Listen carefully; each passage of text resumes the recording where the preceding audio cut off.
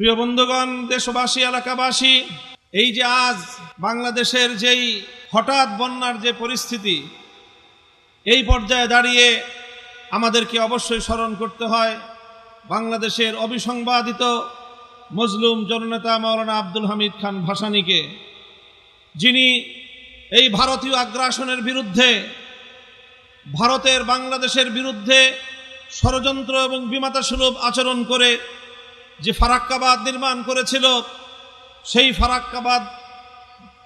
ফারাক্কাবাদ নির্মাণের বিরুদ্ধে যিনি লং মার্চ করে বাংলাদেশের মানুষকে এই আগ্রাসী ভারতের বিরুদ্ধে তিনি জাগ্রত করেছিলেন।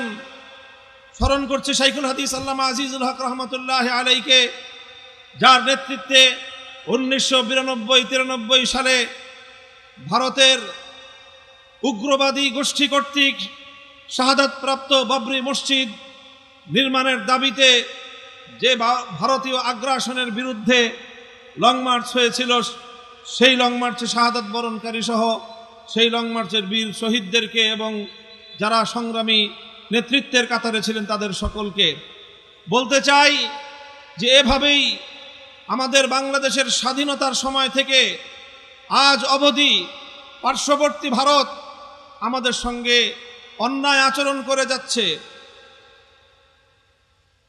অভিন্ন নদীগুলোতে একতরফাভাবে উজানের মুখে বাঁধ তৈরি করে তারা শুষ্ক মৌসুমে পানি আটকে রেখে আমাদেরকে খরায় মারে, আর বর্ষা মৌসুমে সেই বাঁধগুলো খুলে দিয়ে হঠাৎ একসঙ্গে যে তুমুল বেগে স্রোতের পানি ঢেলে দিয়ে আমাদের বসত বাড়ি সহ আমাদের বিস্তীর্ণ ফসলের আবাদি মাঠগুলোকে তারা ভাসিয়ে দেয়।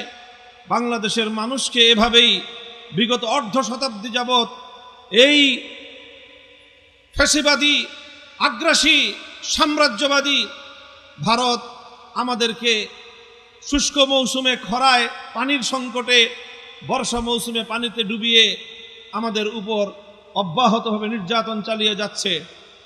এবং তারাই বাংলাদেশে তাদের পুতুল ক্রীড়নক সেবাদাস সরকার প্রতিষ্ঠিত রেখে বাংলাদেশের মানুষকে দাবায় রাখবার চেষ্টা করেছে। আমরা বিগত 16 বছর দেখেছি স্বৈরাচারী হাসিনা সরকার, সে বাংলাদেশের অভ্যন্তরে সম্পূর্ণ গণবিচ্ছিন্ন হয়ে গিয়েছিল। এদেশের মানুষের কোনো সেন্টিমেন্ট, কোনো সমর্থন তার পক্ষে ছিল না। এই অবস্থায় শুধুমাত্র ভারতের রাষ্ট্রীয় পৃষ্ঠপোষকতায় শুধু নয়, বরং তাদের বাংলাদেশের আভ্যন্তরীণ ইস্যুতে, রাজনীতি কূটনীতিক ইস্যুতে জবরদখলকারী সম্পূর্ণ এক ঘৃণ্য হস্তক্ষেপের মাধ্যমে বাংলাদেশে তারা ক্ষমতার মসনদে শেখ হাসিনাকে টিকিয়ে রেখেছিল, তাকে অধিষ্ঠিত রেখেছিল।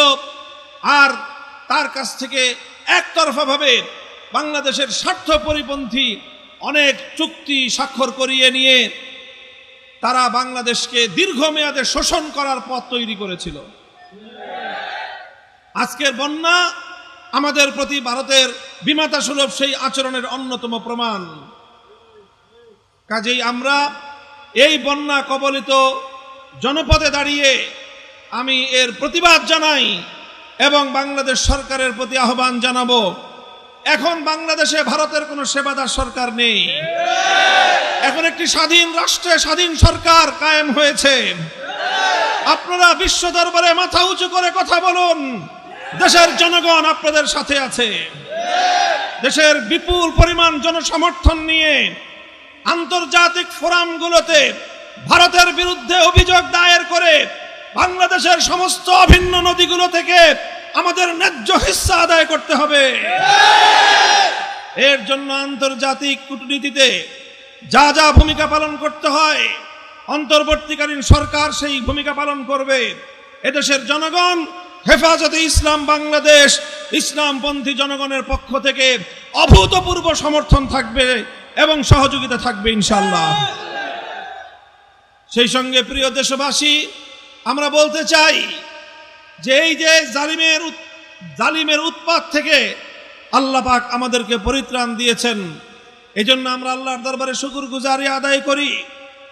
আল্লাহ পাক রব্বুল আলামিন যেভাবে শেখ হাসিনা নিজের ক্ষমতাকে স্থায়ী করার জন্য চতুর্দিক থেকে দুর্ভেদ্য এক প্রাচীর তৈরি করেছিল, দুর্ভেদ্য একটি কেল্লা তৈরি করেছিল।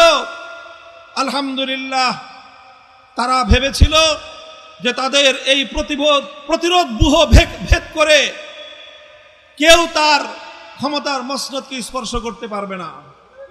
এবং এদেশের মানুষ হতাশ ছিল এক সময়।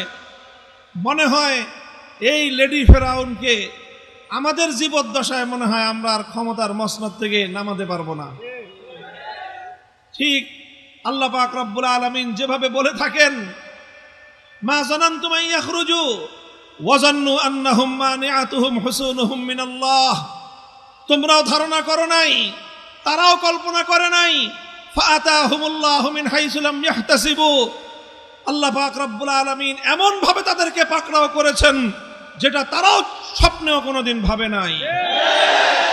দেশের জনগণকে 16 বছর শোষণ করেছে, অর্থনৈতিক বঞ্চনার মধ্য দিয়ে দেশের অর্থ বিদেশে পাচার করে বাংলাদেশের অর্থনীতিকে ধসিয়ে দিয়েছে, একটি তলাবিহীন ঝুড়িতে পরিণত করেছে বাংলাদেশ। আর দৃশ্যমান কিছু বড় বড় মেগা প্রজেক্টের মাধ্যমে মেগা পাচার এবং মেগা দুর্নীতির আয়োজন করেছে। এইভাবে বাংলাদেশকে অর্থনৈতিকভাবে ফোকলা করে দিয়ে দেশের মানুষকে অর্থনৈতিকভাবে শোষণ করেছে, নির্বাচন ব্যবস্থাকে ভেঙ্গে চুরমার করে দিয়ে দেশের মানুষের ভোটাধিকারকে সম্পূর্ণরূপে হরণ করে নিয়েছে। তারপর মানুষের বাক স্বাধীনতাকে হরণ করেছে। ন্যূনতম কোনো সমালোচনা বরদাস্ত করেনি। যারা কোনোভাবে আকারে ইঙ্গিতেও রাষ্ট্র এবং সরকারের বিরুদ্ধে সমালোচনা করেছে, কাউকে গুম করে ফেলেছে, কাউকে খুন করে দিয়েছে, কাউকে বছরের পর বছর এমনকি যুগ পার হয়ে গিয়েছে অন্ধকার কারা প্রকোষ্ঠে তাদেরকে বন্দী রেখে নির্যাতন করেছে। আয়না ঘর সহ নানা রকম টর্চার সেল নির্মাণ করে তৈরি করে একটি মধ্যযুগীয় বর্বরতা বাংলাদেশকে গ্রাস করে নিয়েছিল। এরপরে তারা ডিজিটাল আইনের মাধ্যমে মানুষের ডিজিটাল অধিকারটুকু পর্যন্ত কেড়ে নিয়েছিল। সামাজিক যোগাযোগ মাধ্যমে তাদের বিরুদ্ধে সামান্য ন্যূনতম সমালোচনা করলে মামলার পর মামলা দিয়ে বছরের পর বছর কারাগারে নির্যাতন এবং নিষ্পেষণের স্টিম রোলার পরিচালনা করা হয়েছে। এভাবে চতুর্দিক থেকে আমাদেরকে নিপীড়ন করে নির্যাতন করে 18 কোটি মানুষের পিঠ যখন দেয়ালে ঠেকে গিয়েছে, তখন সেই মানুষ জীবন আর মরণের মধ্যে কোনো পার্থক্য খুঁজে পায়নি। তারা বুঝেছিল বাঁচতে হলে লড়তে হবে, আর লড়তে হলে জীবন দিতে হবে। এজন্য এদেশের মুক্তি পাগল জনতা জীবন দেওয়ার জন্য পাগল পারা হয়ে তারা গণভবনের দিকে ছুটে গিয়েছিল। জনতার সেই বাঁধ ভাঙ্গা স্রোত রুখে দেওয়ার সাধ্য স্বৈরাচারী হাসিনার ছিল না। বাংলাদেশের মানুষ, বাংলাদেশের মাটি শেখ হাসিনাকে আর ধারণ করতে সম্মত হয়নি।